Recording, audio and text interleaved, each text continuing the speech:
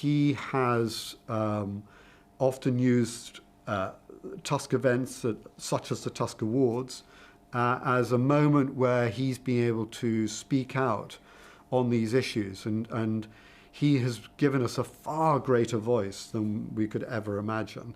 He's raised the profile of the charity, which has made a huge difference in our ability to raise funds and to be recognised, in the donor community as a credible organisation. So that's been immensely valuable. And of course, you've travelled with him extensively on the ground, meeting people, looking at the projects and initiatives.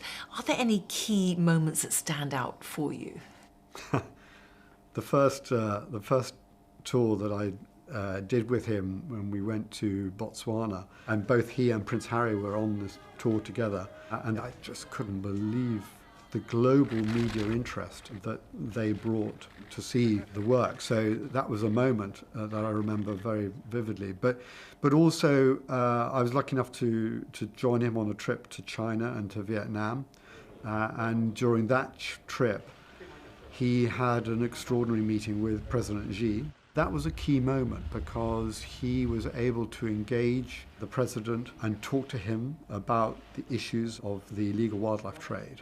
And whilst he would never claim to take credit for getting China to change their mind on the ivory trade, I have no doubt that he played a very significant part in helping to persuade China to think again about introducing the ban that they did ultimately on the domestic trade in ivory. And that was a huge moment for us all.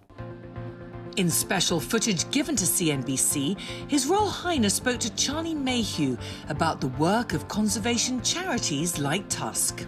The work of Tusk is hugely important, particularly now with everything that's gone on this year. Having had the pandemic come through, I think it's decimated the tourism industry in Africa as a whole.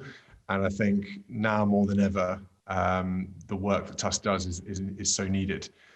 Filling the gaps, keeping relationships going, exploring new ideas and supporting communities is absolutely the heart of what's needed right now across the whole of Africa.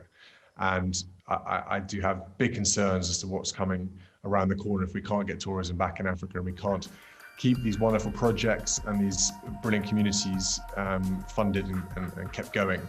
Then there are some dark times ahead. But with the likes of Tusk and others doing fantastic work in Africa, I have no doubt that the right support and the right people are where they need to be.